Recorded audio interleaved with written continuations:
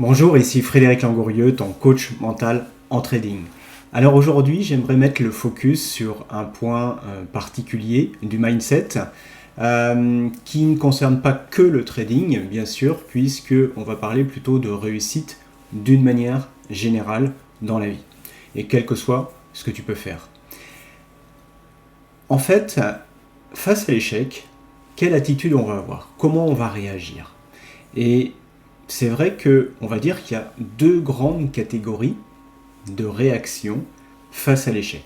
Alors, on pourrait aller plus loin par rapport à ça, on pourrait même carrément sortir de ce côté binaire de réaction face à l'échec, mais aujourd'hui, on ne va pas aller plus loin là-dessus. Peut-être que je ferai une autre vidéo justement pour compléter ça, et on verra qu'il y a encore peut-être une troisième possibilité.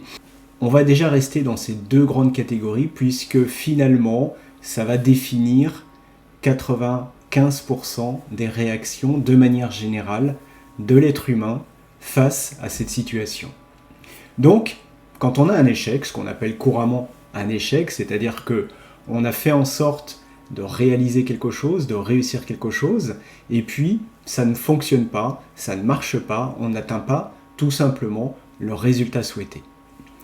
À partir de là, il y a une façon qui va être, je dirais, contre-productive et surtout improductive face à la situation. Ça va être tout simplement de trouver des excuses à ce qui s'est passé. C'est-à-dire que on va trouver une raison d'expliquer que finalement on n'a pas pu réussir parce qu'il s'est passé telle ou telle chose, en général évidemment extérieure, qui fait que on n'y peut rien, c'est pas de notre faute. D'accord ? Et cette façon de réagir va être évidemment improductive et même contre-productive pour sortir de cette situation d'échec. Pourquoi ? Parce que tout pendant qu'on se trouve des excuses, eh bien finalement, quelque part, je dirais, on normalise ce qui s'est passé, on normalise ce résultat. Et donc, évidemment, si tout est normal, on ne va pas chercher finalement à le modifier, à le changer. D'accord ? C'est-à-dire que on a trouvé une bonne raison extérieure qui fait que ça s'est passé comme ça.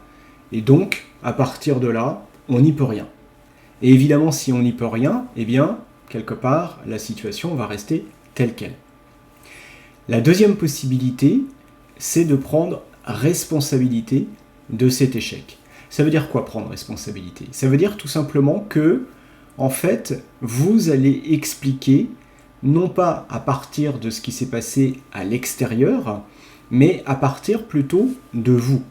C'est-à-dire que vous avez fait des choses qui ont amené à cette situation d'échec, ou au contraire, vous n'avez pas fait quelque chose qui aurait pu mener à autre chose, et notamment à la réussite. Donc quand tu te retrouves dans ce type de situation et que finalement face à cet échec, tu te dis voilà pourquoi on en arrive là, je n'ai pas fait ça, j'ai omis de faire ça, et en même temps j'ai fait ça, ça et ça, qui fait qu'on en arrive à cette situation. L'avantage, c'est que en fait, tu as du contrôle sur la situation, puisque finalement, c'est par rapport à des choses que tu as faites ou tu n'as pas faites que tu en arrives dans cette situation. Donc, à partir de là, il est facile de rebondir, puisque ce que tu n'as pas fait, maintenant, tu peux le faire. Et ce que tu as fait, qui amène là, eh bien, tu peux arrêter de le faire. Et donc, quelque part, tu reprends le contrôle de la situation, et ça paraît assez naturel, à ce moment-là, de savoir déjà, d'une part, ce que tu peux faire pour sortir de cette situation, et donc, deux, il suffit de le faire, puisque tu sais que c'est de ta responsabilité. À partir de là, tu vas pouvoir rebondir peut-être vers un nouvel échec, c'est possible, mais aussi vers la réussite. Et donc, quelque part, c'est la meilleure attitude, bien sûr, à avoir pour pouvoir réussir. Alors, pourquoi, quelque part, beaucoup de gens, justement, parce qu'on se dit finalement c'est simple, mais pourquoi autant de personnes, finalement, se trouvent des excuses et n'essayent pas de prendre responsabilité, finalement, de ce qui s'est passé ? En fait, ce réflexe de trouver des excuses, eh bien, il est assez intégré en nous, en fonction notamment de notre éducation, de notre culture. Alors, quand on est français, je dirais, on a déjà un inconvénient par rapport à ça, c'est qu'on est une culture par défaut de l'excuse. Pourquoi ? Parce que, en fait, tout simplement, prendre la responsabilité de ce qui s'est passé, si on le voit comme un problème d'échouer, ça va être compliqué. Et dans notre culture française, échouer est un problème. Pourquoi ? Parce qu'on a été éduqué depuis tout petit, d'une manière générale, à éviter l'échec, à surtout faire attention à ne pas échouer. Pourquoi ? Parce que quand on échoue, on est vu en général plutôt comme un loser, comme un perdant, et puis en général on est mis de côté.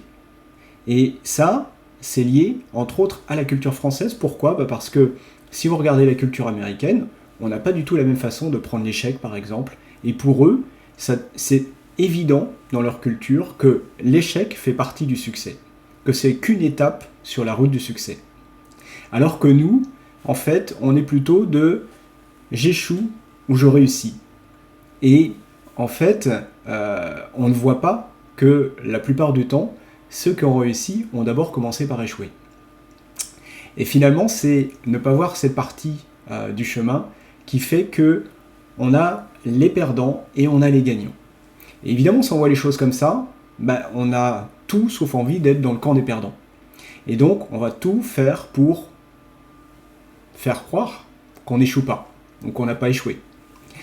Ça commence à changer, bien sûr, dans la culture française, cette mentalité-là, et je pense que les jeunes voient les choses quand même différemment, mais c'est encore très ancré, et c'est pour ça qu'on a encore beaucoup d'attitudes, d'excuses pour expliquer que l'échec, c'est pas de sa faute. Mais le problème, c'est quand on agit comme ça, quand on a cette attitude-là, eh bien, évidemment, c'est compliqué de pouvoir rebondir et réussir. Et donc, justement, c'est pas l'attitude du succès, c'est plutôt l'attitude de l'échec. Donc, quelque part, par rapport à la peur de l'échec, finalement, eh bien, on va se mettre dans l'attitude de l'échec, et finalement, c'est ce qui fait parfois qu'on va y rester. Alors, encore une chose à vous dire par rapport à ça, mais like la vidéo si tu trouves ça intéressant, abonne-toi si ce n'est pas encore fait. Voilà, c'est important que je te dise ça aussi. Et je vais rajouter une chose importante par rapport à ça. Alors, évidemment, tu vas me dire, prendre responsabilité, c'est bien. Ça paraît évident ce que tu dis. Ça paraît intéressant, évidemment, de systématiquement prendre cette attitude. Mais parfois, ça arrive que tout simplement, l'échec, à un moment donné, il n'est pas de sa faute. Et qu'on n'y est pour rien dans ce qui s'est passé, et que c'est à cause de ça, malgré tout, qu'on a échoué. Alors, c'est vrai, effectivement, on va prendre un exemple tout bête. Imagine que tu prévois de faire un pique-nique le week-end prochain. Évidemment, dans la réussite d'un projet, comme le pique-nique, il y a des éléments qui dépendent de toi, directement, et il y a des éléments qui ne dépendent pas de toi. Le temps qu'il va faire, par exemple, même s'il prévoit un beau temps pour le dimanche qui vient, peut-être que finalement il ne va pas faire beau. Et là, à ce moment-là, qu'est-ce qui va se passer si finalement il pleut ? Et c'est pour ça que j'ai pris un petit peu cette image sur la vignette d'une personne sous la pluie. S'il pleut à ce moment-là, bien quelque part, non seulement évidemment tu l'as pas choisi, tu n'as rien fait pour ça, et tu n'y peux rien. On est d'accord sur le fait qu'il pleuve. Mais, qu'est-ce qui va se passer par rapport à ça ? Comment tu vas réagir par rapport au fait qu'il pleuve ce jour-là ? Est-ce que tu vas te dire, ok, le pique-nique est terminé, c'est gâché, c'est foutu ? Et effectivement, on pourrait voir ça comme un échec. Ou alors, quelque part, effectivement, tu as aussi une part de possibilité et d'action possible par rapport à ça. Premièrement, tu aurais pu prévoir une solution de secours, justement, au cas où il pleut. Peut-être une salle, justement, pour pouvoir faire quand même ce pique-nique, et même s'il est dans une salle et qu'il est moins bien, évidemment, que s'il était dehors et qu'il faisait beau, eh bien, c'est quand même un moment convivial, sympa, que tu vas passer avec les autres. 2, c'est que tu aurais pu prévoir peut-être une autre activité possible aussi, ou tout simplement, au moment où ça arrive le jour même, si tu n'avais pas prévu, peut-être qu'à ce moment-là, tu as une idée qui va faire que vous allez faire autre chose d'intéressant aussi et passer également une bonne journée. Donc, c'est là qu'on voit que notre capacité de réaction va être aussi en fonction de comment on va regarder cette difficulté. Est-ce qu'on la voit comme un truc comme ça qui nous tombe dessus et on n'y peut rien, on est impuissant, ou est-ce qu'on va prendre la responsabilité de pouvoir changer la situation? Et donc, même avec quelque chose avec des éléments qu'on ne peut pas maîtriser, comme le temps, eh bien, on peut prendre la responsabilité, là aussi, de ce qui va se passer et de comment ça va se passer, même si on ne maîtrise pas tout. Donc, comme tu peux le voir, c'est vraiment une question d'attitude, et ça, on va retrouver ça dans tous les domaines de la vie. Chaque fois qu'il y a des gens qui ne vont pas réussir, ils vont trouver des excuses, ils vont s'arrêter là, et ils ne vont pas aller plus loin. Et évidemment, ils ne vont pas réussir. Et puis, il y a des gens qui, quoi qu'il se passe, vont voir ce qu'ils peuvent maîtriser dans la situation, ce sur quoi ils peuvent agir, et ensuite faire ce qu'ils peuvent. Ils savent très bien, quelque part, que bien sûr, il y a des choses qu'ils ne peuvent pas maîtriser, comme le temps, mais ça ne les empêche pas d'avancer, ça ne les empêche pas de trouver des solutions. Donc, il y a une attitude où on cherche des excuses, et il y a une deuxième attitude où on va chercher des solutions. Et quand on cherche des excuses, on en trouvera. Quand on cherche des solutions, on en trouvera aussi, et on finira par surmonter cette difficulté et réussir. Et donc, la seule bonne attitude pour réussir, c'est de chercher des solutions en permanence, quoi qu'il arrive. Et donc, il y a vraiment une attitude de la réussite et une attitude de l'échec. Et souvent, le résultat, finalement, va plus dépendre de cette attitude, évidemment, que des circonstances. Et si, honnêtement, tu regardes un petit peu ton passé, que tu aies réussi ou échoué certaines choses, eh bien tu verras que finalement, c'était peut-être plus une question d'attitude que d'événement. Et c'est, je dirais, à 99% ce qui se passe dans la vie. Et quand tu verras des gens réussir, ça ne veut pas dire qu'ils n'ont pas eu de difficultés, ça ne veut pas dire qu'ils n'ont pas eu de problèmes, ça ne veut pas dire qu'ils n'ont pas eu un chemin compliqué, ça veut juste dire qu'ils ont eu la bonne attitude qui fait qu'ils ont pu surmonter les obstacles les uns après les autres.